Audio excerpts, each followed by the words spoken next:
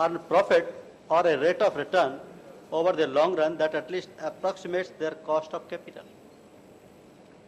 So what should be the pricing methodology? To analyze claim frequency or severity separately. By split data into homogeneous groups, analyze frequency and severity, both assumed independent of each other, use logistic regressions to determine which variables have greatest influence on frequency and severity, claim frequency into claim severity is equal to average loss, that is pure premium. When it is the pricing adequacy, the pricing also depends on the terms, conditions, special warranties, scope of coverage, etc. Higher deductibles, reduced coverage, etc. would obviously attract lesser premium. Pricing should be sensitive to the business, regulatory, economic, and social environment. Balancing has to be done to make the price competitive on the one hand and actuarially adequate, that is economic price, on the other hand. So reducing claim cost and other cost of operation is therefore a big issue. Price adequacy is a regulatory concern also. Risky underwriting is there in India. Risky in the sense, if you go to the product area, there is a lack of innovative products, shortage of underwriting talent, and the ability to understand claims. Bad pricing always lead to the insurers incurring heavy underwriting losses. And due to de-tariffing, in any developing market, once pricing is deregulated, the insurance market goes through a period of extended loss because of softened pricing. So insurers undercut themselves to provide premiums at rock bottom rates. Process and parameter risk, both are different risks, and they have to be differentiated. Process risk is the risk that actual results will vary from actuarial contracts as central estimates based on random chance. While parameter risk is the risk that the actuarial methods underlying the estimates do not accurately represent their true characteristics of risk. For example, suppose a coin is flipped 10 times. The estimate of the expected number of heads is 5, assuming the coin is fair. Now the process risk says the actual number of heads will be more or less than 5 due to random variability in the coin flipping process. While the parameter risk says the coin itself is not fair, that is the probability of achieving heads is less than or greater than 50%. So here comes the difference in process and parameter risk. Now pricing efficiency again depends upon the following aspects, like cost of claims, acquisition cost, administrative cost, investment income, and profit margin. Insurers need to drive growth profitably. Profitability measures are these ratios: loss ratio, operating ratio, combined ratio, underwriting profits. This is very often said, loss ratios are an inadequate and potentially misleading measure of insurance profitability. But when you go to the actuarial methods, these ratios will work out the actual results. Now what is high combined ratio? A high claim ratio indicates weak underwriting performance. High claim ratio indicates weak underwriting performance. But a combined ratio of more than 100% indicates underwriting losses. Third-party motor insurance is the only segment in the general insurance category whose tariffs are regulated, and the hike in third-party premium rates would improve the general insurance industry's combined ratio to around 110% in 2011-12, because the increase was made only in the last year. So from an estimated 132% in 2010-11. Risk-based pricing. This was the concept given at the time of de-tariffing. What is this?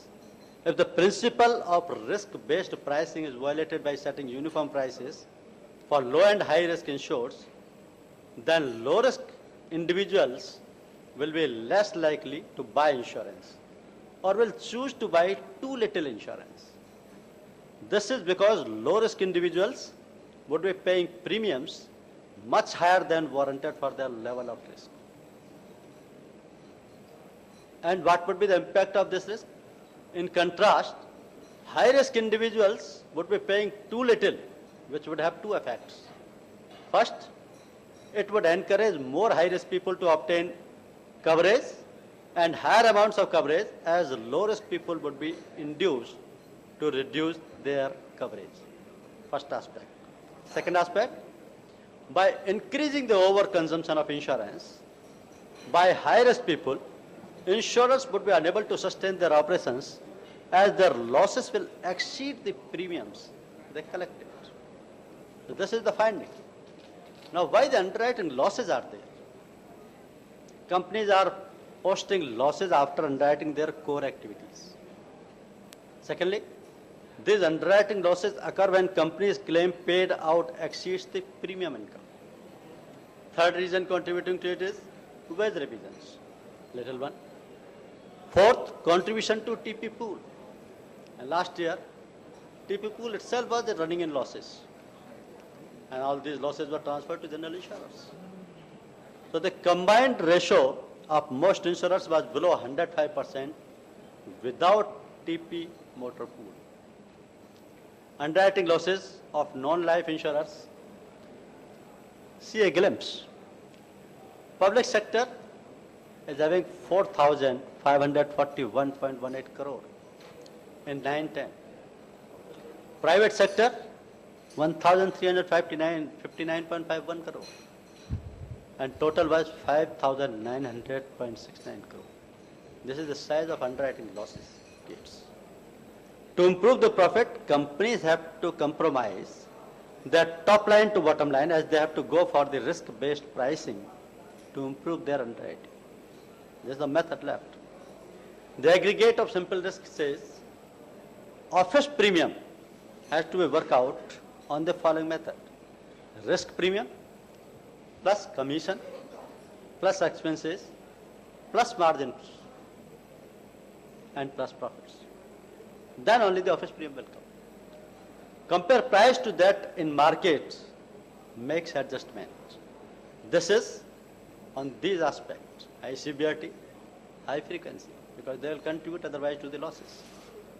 Now, profitability is the key determinant for deciding whether to invest or not, because underwriting losses can be offset by the investment income, and thereafter the companies may earn net profit before or after tax. But the companies were able to profit from both debt and equity markets. The investment profits helped insurers offset underwriting losses. So this is the practice made by the mostly PSUs. They are offsetting their underwriting losses by investment income. Reasons for inadequate pricing. There are soft conditions like increased cost of claims, high commissions, due to price competition. Certain social obligations are also there. Say products for BPL, which are not very costly. Low rate has been quoted. Revisions in pricing is very rare.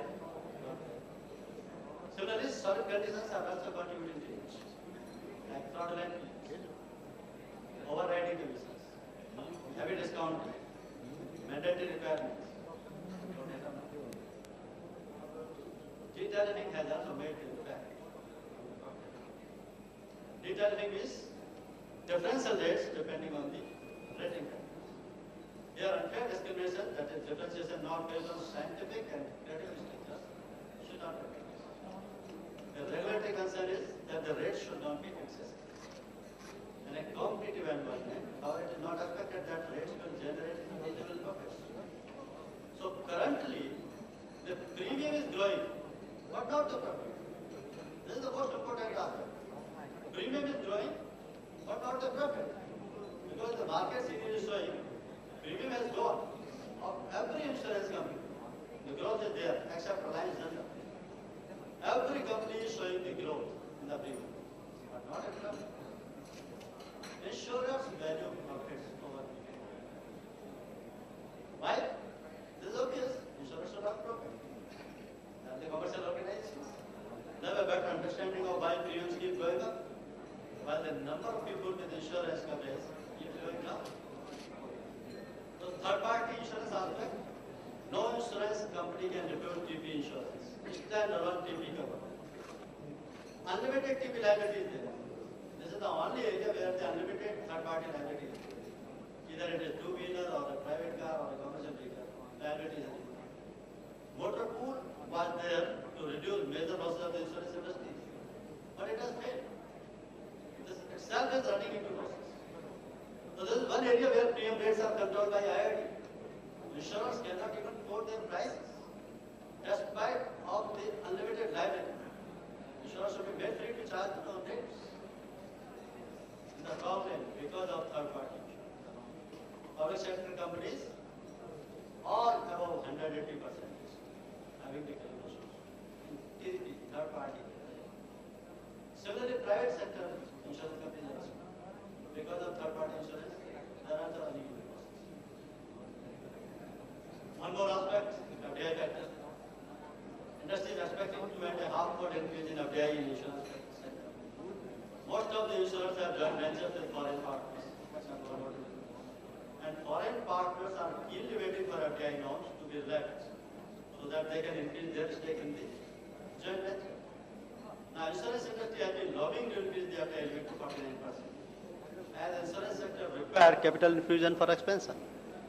Increasing FDI limit will also help insurers to raise capital, which will help to increase the penetration of insurance to rural market.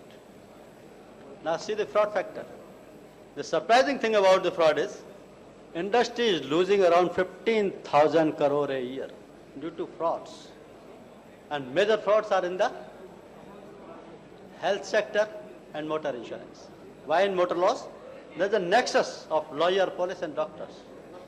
And there is no fraud control bureau as on date in India. So in health segment, certain efforts are made. Say biometric cards are issued, identification are issued, but these are not enough to control the frauds. Net incurred claims. Public sector, very, very high. So if you go to the amount, the 14,967 crores. Private sector, 7,262 crores. And the total is 22,229 crores. This is the status of net incurred claims. This is the incurred claim when over 80% of the policyholders did not file a single claim. This is again a fact. Better claims management and plugging of leakage can improve claim ratios. This is the portfolio-wise position of the incurred claim. And the highest incurred claim ratio is going in the health segment, where the industry has registered in 2009-10 190.119.85. This is the position of public sector, 92.22 of the private sector, and total is 111.13 crores. Now, actuarial science says there has to be return on equity. That is what they call ROE. This says if a firm's ROE reveals its profit or earnings in relation to the amount of capital, that is equity, its owner have invested in the firm. How it is? And the firm's ROE indicate whether it is providing its owner with an adequate return and covering its cost of capital. This can be worked out by net income by shareholders' equity. ROE indicates the return a company is generating on insurer's investment. As a general rule, for general insurance companies, ROE should be between 9 to 20%. Similarly, return on assets. This is again necessary.